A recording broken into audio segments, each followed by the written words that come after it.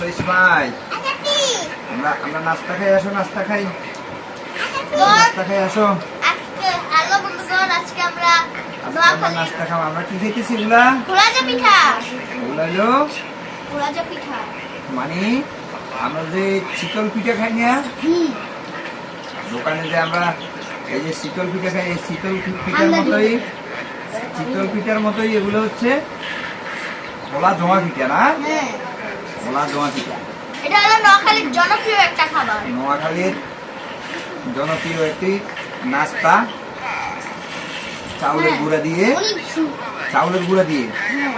আর ডিম। ওগুলো কি দিয়ে তৈরি করা হয়? চাউলের গুঁড়া আর ডিম। চাউলের গুঁড়া দিয়ে, ডিম দিয়ে এই খোলা জমা পিঠা তৈরি করা হয়। হ্যাঁ, কেমন লাগতেছে খোলা জমা পিঠা? অনেক মজা। মজা না? গরু মাংস দিয়া, মুরগি মাংসের ঝোল দিয়ে, গরু মাংসের ঝোল দিয়ে খেতে অনেক সুস্বাদু না? খুব মজাদার একটি নাস্তা না? অনেক মজাদার একটি নাস্তা। তোমাদের কেমন লাগতেছে খেয়ে? অনেক মজা। তোমার পাগল অনেক ভালো লাগতেছে। হ্যাঁ, আজকে আমাদের নতুন অতিথি কেরা? ও, ওর নাম কি? আহানাফ।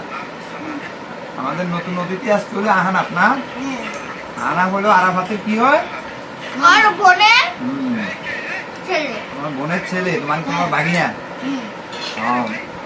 বেড়াতে আসছে না? হ্যাঁ।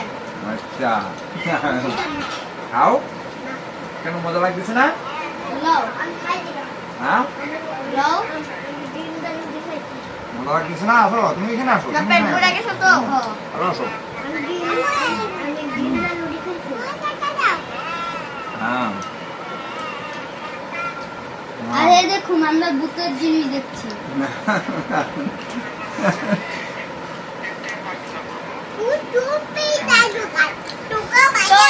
নোয়াখালীর মধ্যে এটা প্রত্যেকদিন বানানো হতো, যেমন আমাদের দেশে প্রত্যেকদিন এটা বানায়, প্রত্যেকটা দিন। সকালবেলা। হ্যাঁ, সেদিন সকালবেলা এই চিতই পিঠার বদলে মানে খোলাজা পিঠা বানানো খোলা হয়। পিঠা বানানো হয়। খোলা পিঠা দিয়ে নাস্তা খাওয়া হয়। একবার আপনারা ট্রাই করতে পারেন। খোলার যেটা দিয়ে চিতল পিঠা তৈরি হয়, সেই খোলার মধ্যে আপনারা চাউলের গুঁড়া আর ডিম ভেঙে লবণ এবারে গুলিয়ে লবণ দিয়ে তারপর খোলার মধ্যে দিয়ে ঢাকনা দিয়ে রাখবেন। তো কতক্ষণ পরে লাটা দেওয়ার দরকার নেই, উল্টা মুল্টি এরকম করার দরকার নেই, শুধু ঢাকনা দিয়ে রাখবেন, দেখবেন কি হয়ে গেছে, তারপর উঠে নেবেন। একবার আপনাদের ট্রাই করা উচিত। পিঠা বানাইতে একটা ফাল দেখা ও দেখা পিঠাগুলো কিরকম? এটা হচ্ছে খুব জালি জালি, অনেক সুন্দর চিতই পিঠার মতো। এরকম চাউলের গুঁড়ো দিয়ে আটা তৈরি করা হয়। সেই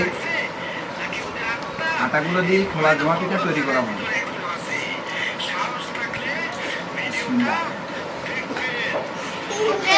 আমাদের আঞ্চলিক ভাষা এটার নাম হচ্ছে খোলা জমা পিঠা। খুব সুন্দর।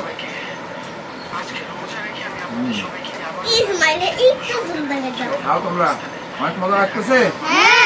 মুরগি মাংসের ঝোল দিয়ে অনেক মজা না? আম্মু জল দিয়ে যাও। আব্বুল আম্মু মা আব্বুল আম্মু লাগে পাঠিয়েছে।